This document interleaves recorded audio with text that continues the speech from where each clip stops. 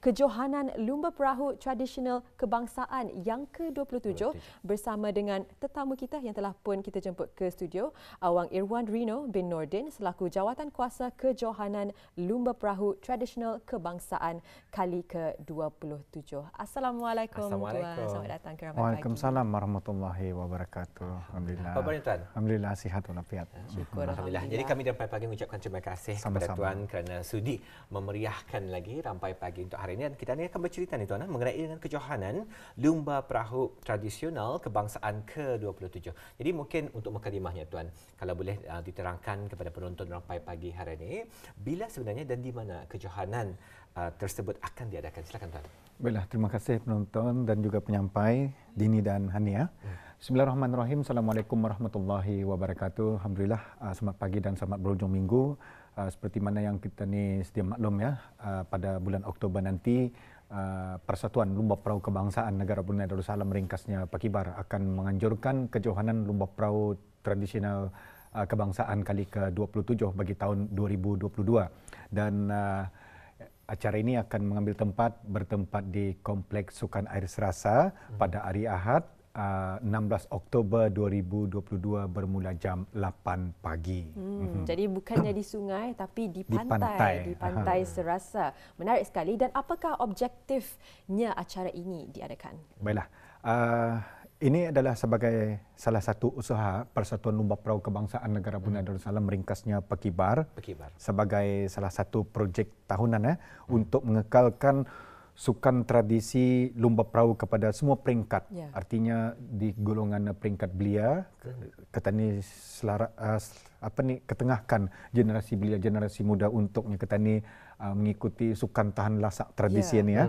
Bukan saja orang pakai veteran, malah usaha Persatuan Lumba Perahu Kebangsaan ini untuk semua peringkat mengetahui sukan tradisi lumba perahu itu. Dan objektifnya adalah memilih pasukan berpotensi dan mana-mana yang akan menjuarai acara utamanya nanti bagi acara 10 dan 20 pekayuh perahu fiberglass 800 meter sebagai pasukan kebangsaan untuk mewakili negara Brunei Darussalam di kejohanan peringkat kebangsaan serantau dan juga antarabangsa. Ini tujuan dan objektif Persatuan Lumba Perahu Kebangsaan Negara Brunei Darussalam untuk memilih ataupun yang tadi menubuhkan satu pasukan national team ataupun pasukan lumba perahu kebangsaan itu dalam yang tadi berpasukan untuk menghantar serta negara khususnya pendayung tempatan ketani ke peringkat serantau, kebangsaan dan juga antarabangsa. Jadi mencari yang terbaik di antara yang terbaik.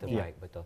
Kalau tadi boleh tanyakan sedikit Tuan mengenai dengan Persatuan Pakibaran ya. Tadi Tuan dah menyatakan di antara objektif Pakibar dianjurkan, ditubuhkan ialah untuk mencari, salah satunya mencari wakil-wakil negara yang diantar boleh membanggakan negara kita ni dan keluar negara mewakili negara kita ni ya. Jadi saya rasa saya juga percaya bahawa di antara objektif lain Pakibar ialah mungkin barangkali sama-sama untuk menaik tarafkan lagi, memartabatkan lagi sukan lumba perahu dan memperkenalkannya kepada terutamanya kepada generasi baru barangkali Tuan. Mungkin ada yang menyaksikan sampai pagi hari ini, terutamanya warga-warga belia kita ni, anak-anak muda kita ni, mungkin teringinkan mencuba sukan lumba perahu ni ataupun orang sukan berperahu. Jadi macam mana, ada cara apa sebenarnya Tuan, macam mana caranya untuk tadi memulakan ikut serta dalam aktiviti lumba perahu, aktiviti berkayuhan itu Tuan? Inilah usaha Persatuan Lumba Perahu Kebangsaan seperti mana yang saya katakan tadi. Tujuan kejohanan ini diadakan adalah sebagai yang kita memilih pekayuh tempatan dan setakat ini mungkin generasi belia, generasi muda di tempat-tempat daerah ini ingin yang kita mencuba bakat lumba perahu ini. Saya kira di daerah Bunai Muara saja, di khususnya pekayuh-pekayuh yang tinggal di kampung air ya, banyak generasi belia, generasi muda yang nyata ini tampil ke depan untuk menyertai acara lumba perahu. Dan malah saya kira kalau peringkat pelajar-pelajar pun ada peringkat kategorinya untuk menyertai acara lumba perahu bagi terbuka kepada sekolah-sekolah menengah, maktab-maktab dan sebagainya. Jadi di sinilah usaha Persatuan Lumba Perahu ini sebenarnya kejohanan ini diadakan untuk menarik minat generasi belia, generasi muda supaya sukan lumba perahu ini turun temurun tidak akan pupus sebenarnya. Alhamdulillah. Jadi tuan, mungkin kalau boleh ditanyakan lagi yang menyaksikan hari ini ingin turut serta dalam pertandingan itu, tuan, di mana sebenarnya akan mendapatkan borang itu, tuan, dan mungkin boleh diterangkan juga di antara syarat-syarat dan juga peraturan untuk menyertai kejohanan ini. Baik. Untuk makluman kepada penonton-penonton khususnya mungkin disaksikan pada pagi ini pengurus-pengurus pasukan, jurulatih pasukan. Jadi kembali lagi kita bersama setelah pandemik COVID-19. Saya kira dalam beberapa tahun ini yang kata ini pakayuh tempatan kata ini berehat disebabkan pandemik COVID-19. Kini kembali lagi kecohan kayuhan-kayuhan pandayung tempatan kita untuk beraksi di kompleks sukan air serasa nanti.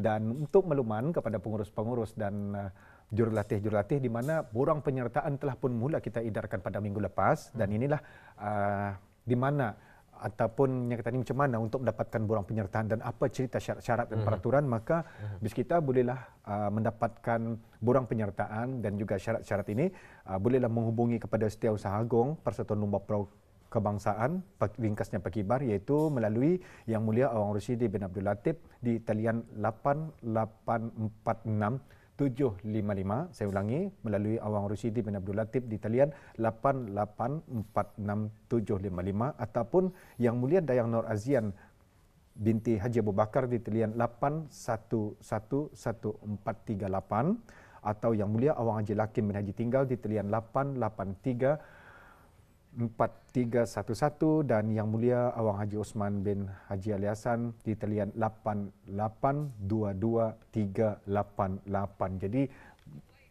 bis kita bolehlah berhubung ataupun berjumpanya kita ini mendapatkan borang penyertaan dan juga mendengarkan syarat-syarat penyertaan. Dan untuk makluman kepada pengurus-pengurus dan jurulatih di dalam wawancara ini ingin saya sampaikan satu perkara yang paling penting, bahwasanya pertama sekali bagi mewakili pengurusi kejohanan lumba perahu tradisional peringkat kebangsaan kali ke-27 ini, pertama sekali tarikh akhir untuk mengembalikan borang penyertaan bagi acara lumba perahu ini ialah pada hari Isnin 3 Oktober 2022 jam 4 petang.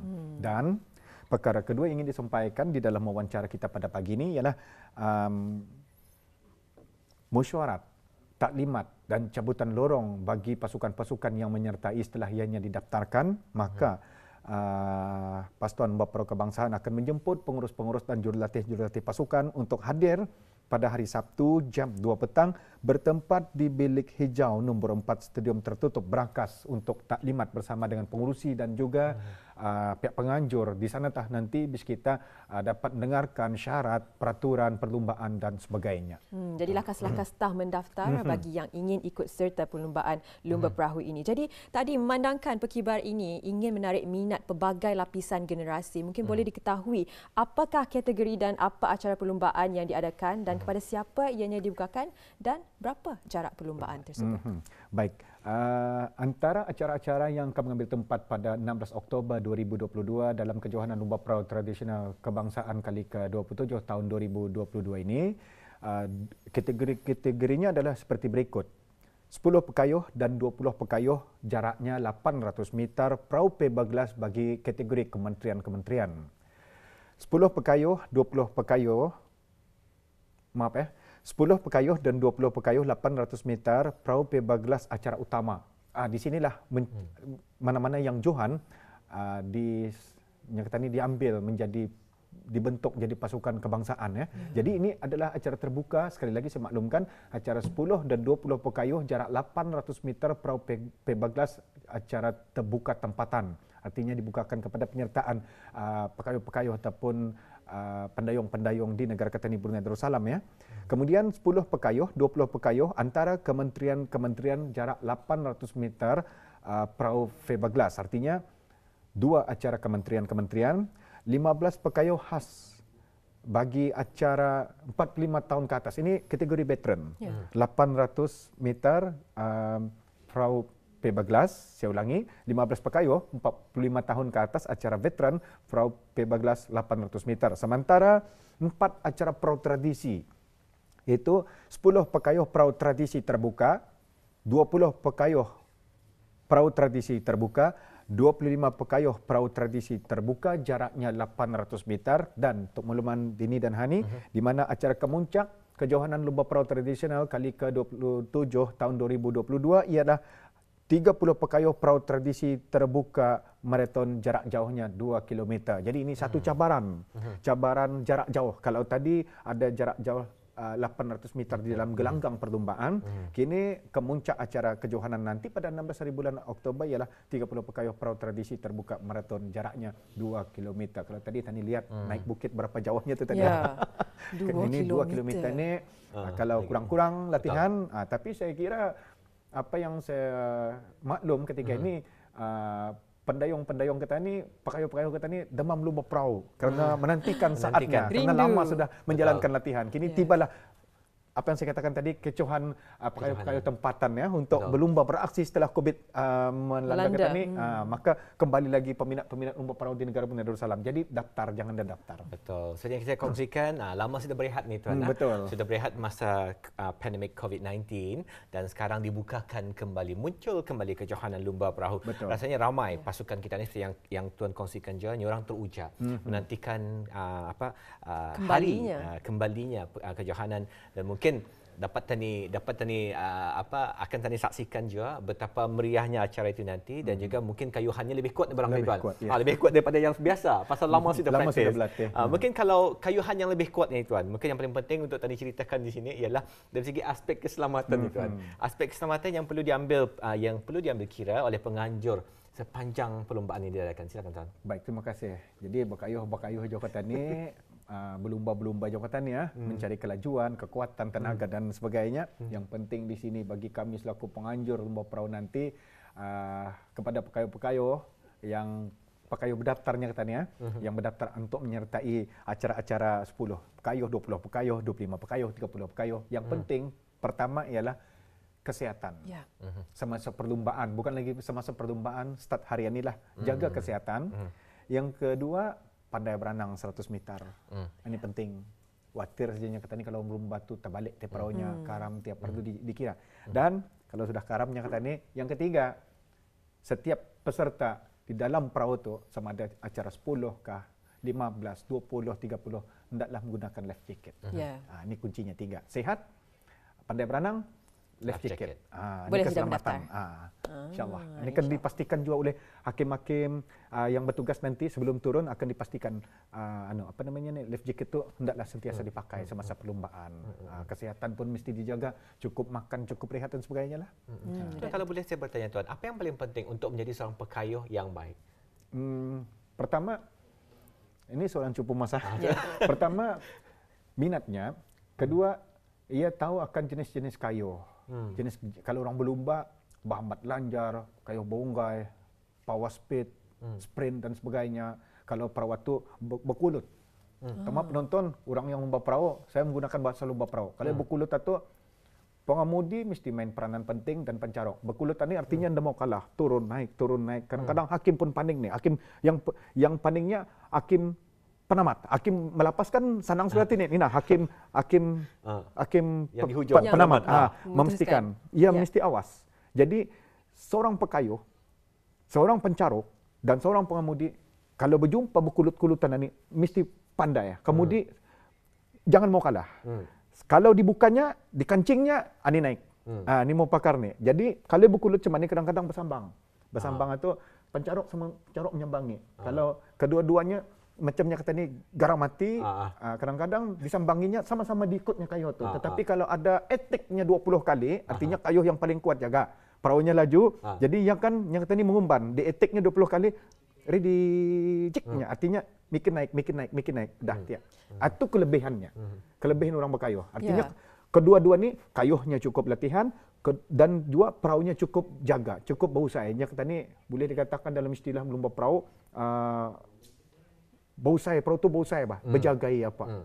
Ini setiap pendayung ia mesti tahu tugasnya masing-masing. Pencaruk, pengemudi, pemunggung dan juga di parut perahu. Itulah. Jadi itulah istimewanya sukan lumba perahu ini, bukan sahaja dari segi stamina dan juga keselamatan, tetapi ada keseniannya yang tersendiri dari segi jenis-jenis kayuhan. Sebenarnya ingin Ketani mengetahui lebih lanjut, tetapi malangnya masa amat mencemburui Ketani ni tuan. Jadi insya-Allah siapa yang meminati sukan lumba perahu ini, tapi bagi yang juga belum ada pengalaman, mungkinlah dapat meramaikan nanti pada 16 hari bulan Oktober ya tuan, di kompleks di Serasa nanti.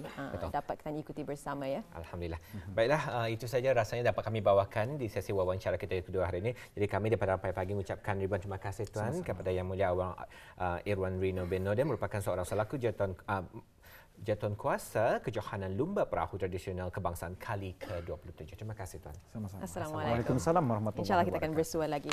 Itu dia sukan air yang dianjurkan sejak zaman berzaman lagi. Itulah negara Brunei Darussalam memang kaya dengan warisan sejarah dan juga tradisi, dan salah satu daripadanya adalah sukan lumba perahu ini yang memang sinonim dengan kehidupan orang Ketani, terutamanya yang menetap di kampung air, tetapi mereka yang tidak menetap di kampung air pun turut juga turut juga mencuba. Itulah istimewanya di negara Brunei Darussalam. Betul, alhamdulillah. Itulah perkongsian yang kami dapat bawakan kepada BIS kita hari ini daripada wawancara kita di ketiga-tiga daerah dan juga package program. Kita juga sempat tadi melancong ke Malaysia melalui package program RTB dan RTM MOU, dan juga kita sempat lagi hiking tadi di Bukit Marikan, dan akhir sekali kejohanan lumba perahu. Baiklah audio penonton, sesungguhnya semua yang baik itu datang pada Allah Subhanahu Wa Taala jua, dan segala kekurangan itu datang daripada kami sebagai manusia biasa. Kita akan jumpa lagi besok. Saya Dini Idris. Dan saya Hani Yusof. Assalamualaikum warahmatullahi wabarakatuh. Jaga diri, jaga kesihatan, dan jumpa lagi. Jumpa lagi.